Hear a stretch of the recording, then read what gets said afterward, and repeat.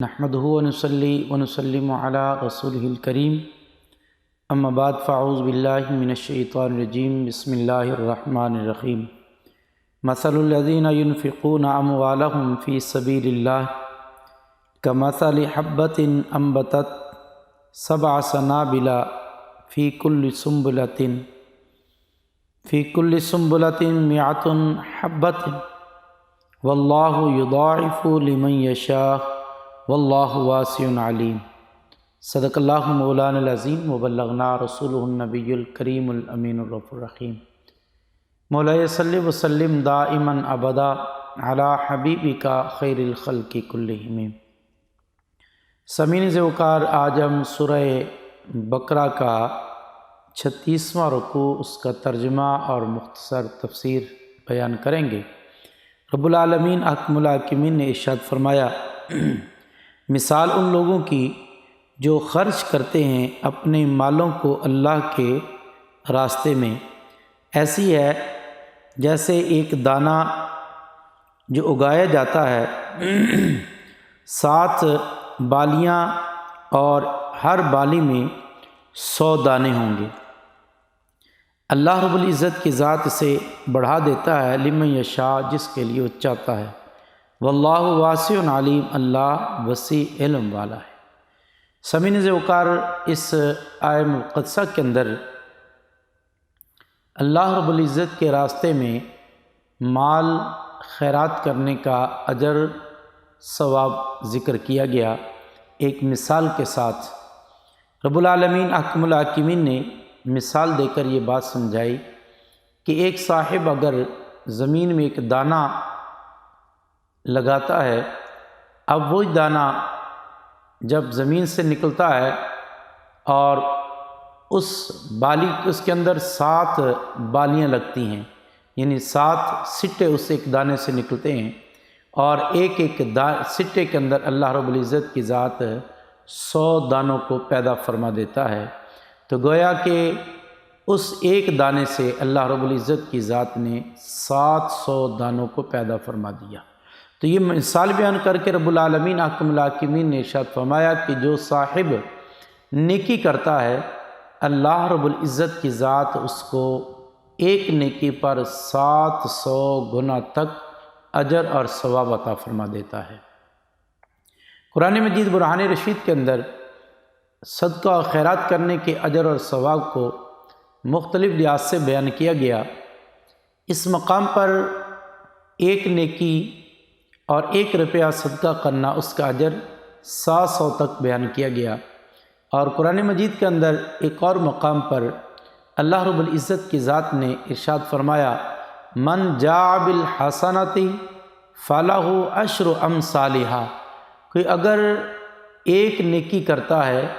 اللہ رب العزت کی ذات اسے ایک نیکی پر 10 نیکیوں کا ثواب عطا فرما دیتا ہے۔ تو گویا کہ جس نے 1 روپیہ خرچ کیا اسے 10 کا اجر ملتا ہے۔ تو اور ایک مقام پر رب العالمین نے فرمایا کہ اللہ رب العزت کی ذات نیکی کا اجر بغیر حساب عطا فرما دیتا ہے۔ تو قرآن مجید برہان رشید کے اندر مختلف مثالیں بیان کی گئی ہیں، تو انسان کے اندر ایک جذبہ اور جوش پیدا کرنے کے لیے کہ تاکہ اللہ کے راستے میں مال خرچ کرتے ہوئے اس کے دل کے اندر زیادہ سے زیادہ شوق پیدا ہو۔ سوال یہ پیدا ہوتا ہے کہ 1 پر 10، 1 پر 70، 1 پر 700 اور 1 پر بغیر حساب جو اجر دیا گیا ہے، اس کے اندر کیا حکمت ہے؟ تو اس پر مختلف توجیہات بیان کی گئی ہیں، لیکن ایک توجیہ یہ ہے کہ انسان جب جتنے اخلاص کے ساتھ اپنی نیکی پیش کرتا ہے، جتنے اخلاص کے ساتھ اپنا مال اللہ رب العزت کے راستے میں دینے کا عمل کرتا ہے، اللہ رب العزت اس کے اخلاص پر اس کے لیے اجر میں اضافہ کر دیتا ہے۔ کسی کا اخلاص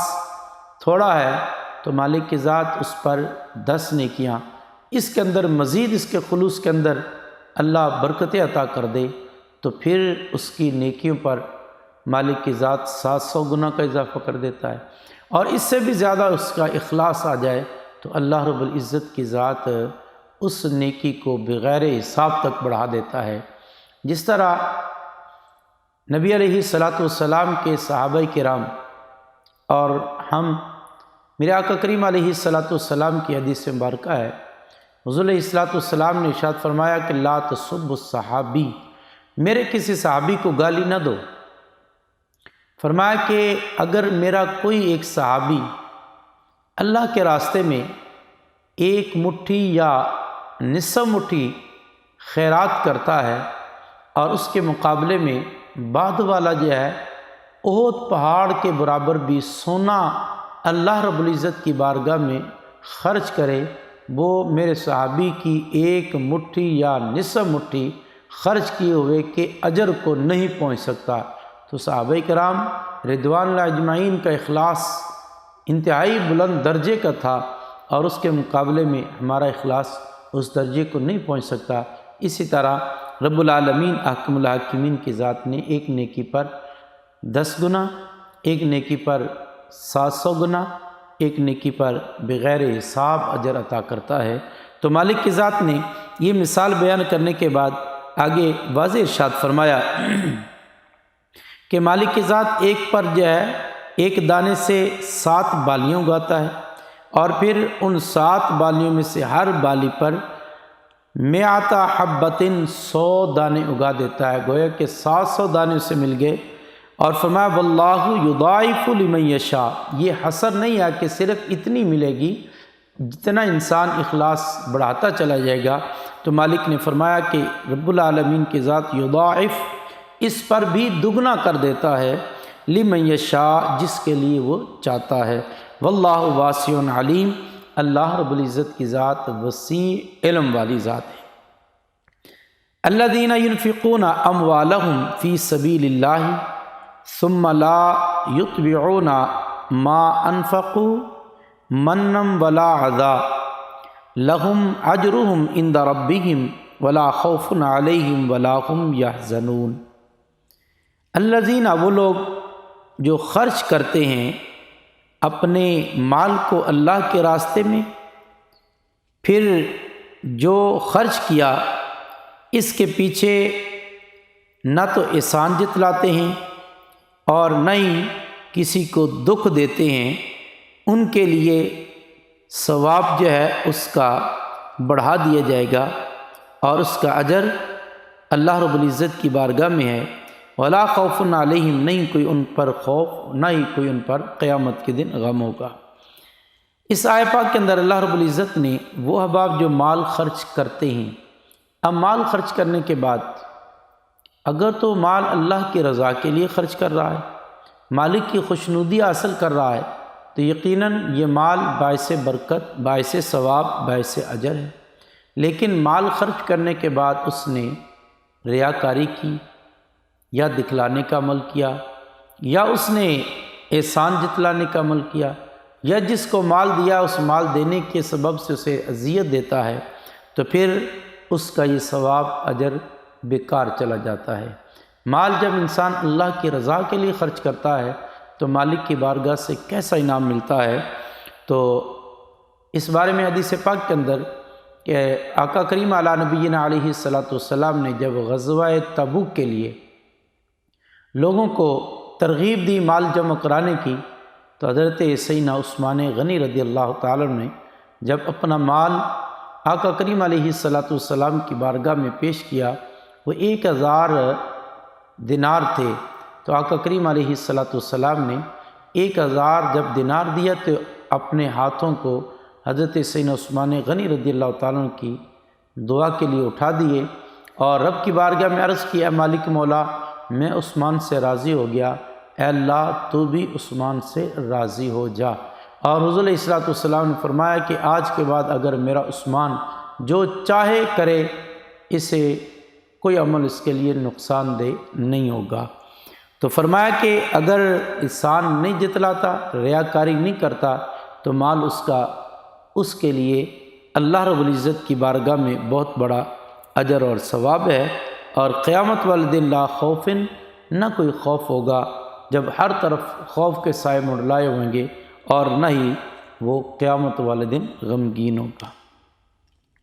قول معروف و مغفرۃ خیر من صدقۃ، فرمایا کہ اچھی بات کہنا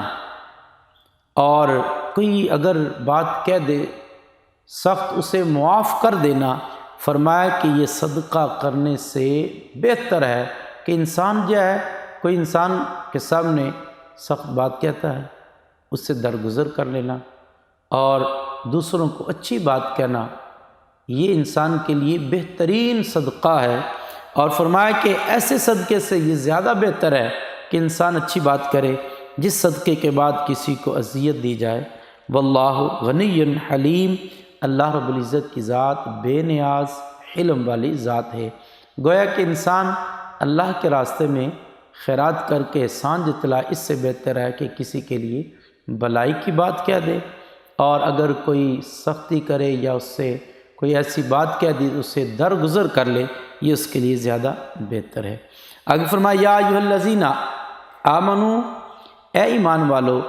لا تبطلوا صدقاتکم بالمن والاذی، اور نہ ضائع کرو اپنے صدقات کو احسان جتلا کر اور تکلیف دے کر، کالذین، ان لوگوں کی طرح،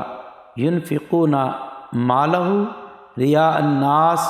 جو خرچ کرتے ہیں اپنے مالوں کو لوگوں کو دکھلانے کے لیے، ولا یؤمنون باللہ، اور نہیں وہ ایمان رکھتے اللہ رب العزت کی ذات پر، والیوم الآخر، اور قیامت کے دن پر۔ فرمایا کہ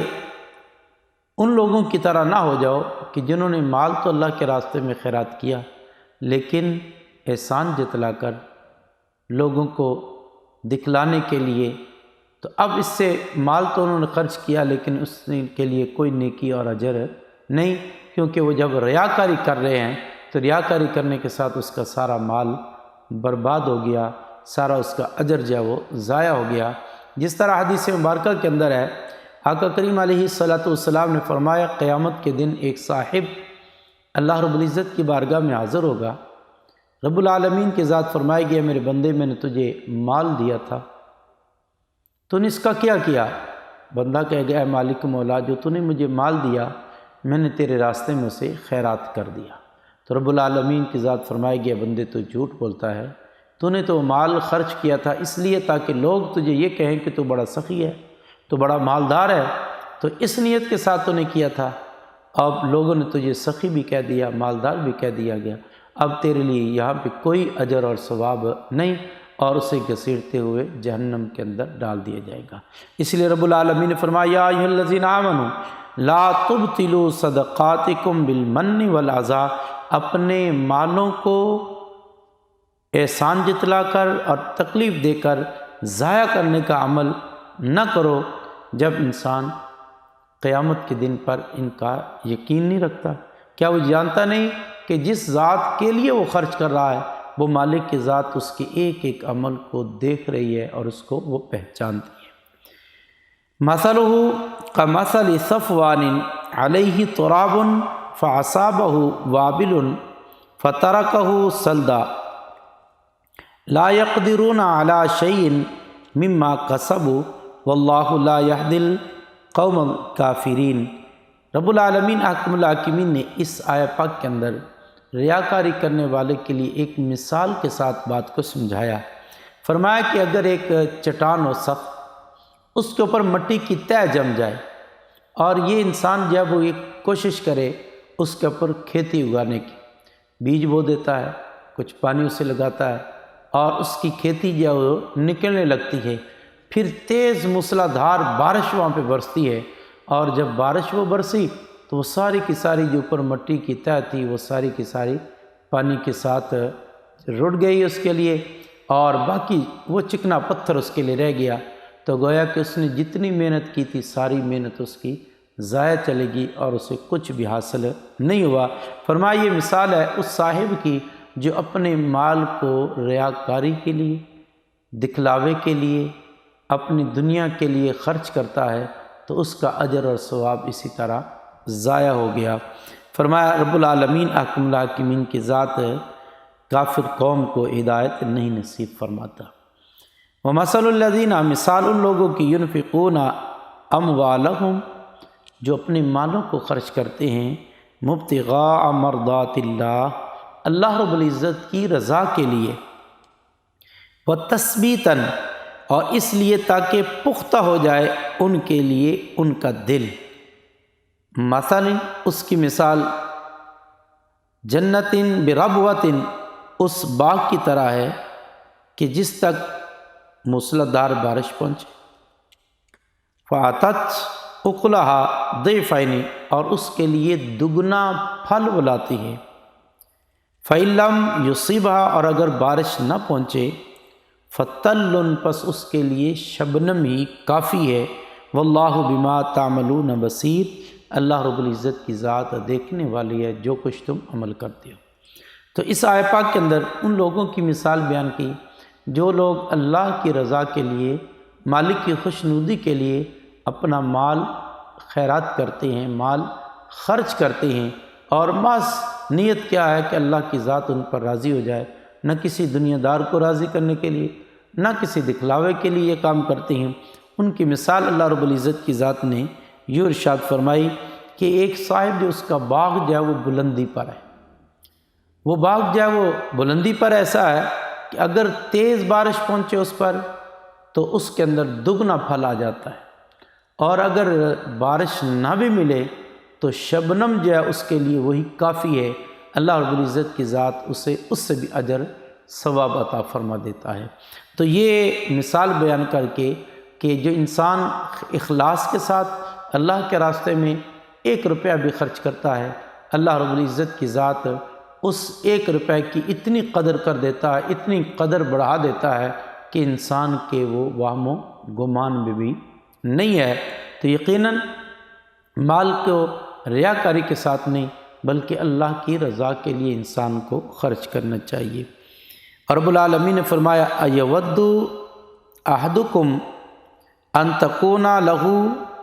جنت من نخیل و اعناب تجری من تحت الانہار لہ فیہا من کل ثمرات، فرمایا کہ ایود، کوئی تم میں سے ایک چاہتا ہے صاحب کہ اس کے لیے ایک باغ ہو انگوروں سے اور اناروں سے، اس کے لیے ایک باغ ہو کھجوروں سے اور انگوروں سے، تجری من تحت الانہار، جس کے نیچے سے نہریں جاری ہیں، لہو فیہا من کل ثمرات، اس کے لیے ہر قسم کے پھل ہو، فاصابہ الکبر، اور اسے بڑھاپا پہنچے، وَلَهُ ذُرِّيَّةٌ ضُعَفَاء، اس کے لیے کمزور اولاد ہو، یعنی اس کے بچے چھوٹے ہوں، فَأَصَابَهَا، اور پہنچے انہیں،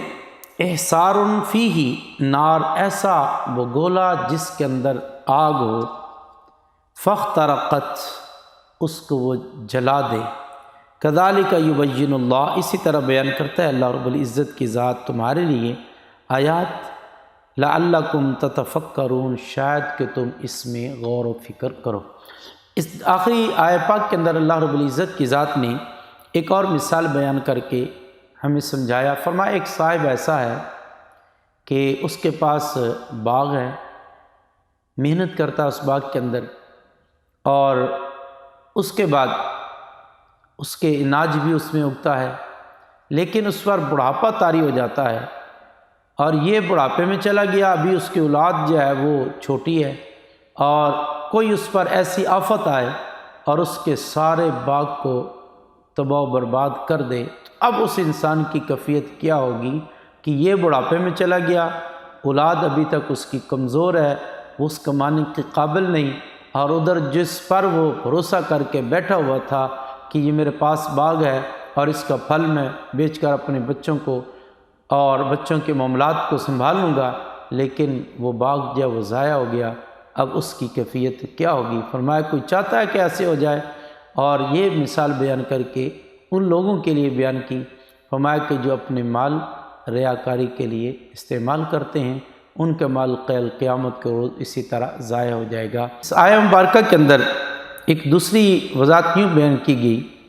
کہ ایک انسان جو ہے وہ دنیا کے اندر رہ کر نیکی کرتا ہے، بھلائی کے کام کر رہا ہے، کرتے کرتے بڑھاپے میں چلا گیا۔ اب بڑھاپے میں جانے کے بعد یہ انسان، اس کے پاس جو نیکیاں تھیں، اس کے پاس جو اچھے اعمال موجود تھے، اور اس کے بعد بڑھاپے کے اندر کوئی ایسا اس سے کام سرزد ہوا، اس کے ساری کی ساری نیکیاں ضائع ہو گئیں۔ اب اس کے لیے جو نیکیاں تھیں، جو اس کے لیے جس پر وہ اعتماد کر کے بیٹھا ہوا تھا، قیامت والے دن میرے لیے اچھی جزا ہوگی، جب نیکیاں اس کی ساری ضائع ہوگی، تو فرمایا کیا کوئی صاحب ایسے پسند کرتا ہے؟ اس لیے انسان کی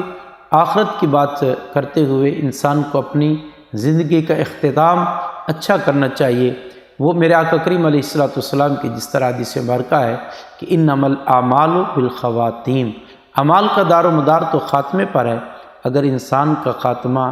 اچھا ہو جائے گا تو یقیناً اس کے سارے معاملات بہتری کی طرح چلے جائیں گے۔ اس لیے اس آیت پاک کے اندر یہ بات سمجھائے گی کہ انسان جو ہے اپنی اختتام جو ہے اسے اچھے کرنے کی کوشش کرے، اسی میں انسان کے لیے بھلائی ہے۔ تو فرمایا رب العالمین احکم الحاکمین کی ذات نے کہ رب العالمین کی ذات اسی طرح تمہارے لیے اپنی نشانیاں بیان کرتا ہے، شاید کہ تم ان کے ساتھ جو ہے غور و فکر کرنے کا عمل کرے۔ انسان جب تدبر کرتا ہے، غور و فکر کرتا ہے، تو بے شمار معاملات جس پر پوشیدہ ہوتے ہیں وہ واضح ہو جاتے ہیں، اور واضح ہونے کے ساتھ انسان اپنے لیے بہتر راستہ ڈھونڈنے کا عمل کر لیتا ہے۔ اللہ رب العزت کی بارگاہ میں دعا ہے مالک ذات ہمیں قرآن آیات مبارکوں کو سمجھنے کی، اس پر عمل کی توفیق نصیب فرمائے۔ وآخر دعوانا الحمدللہ رب العالمین۔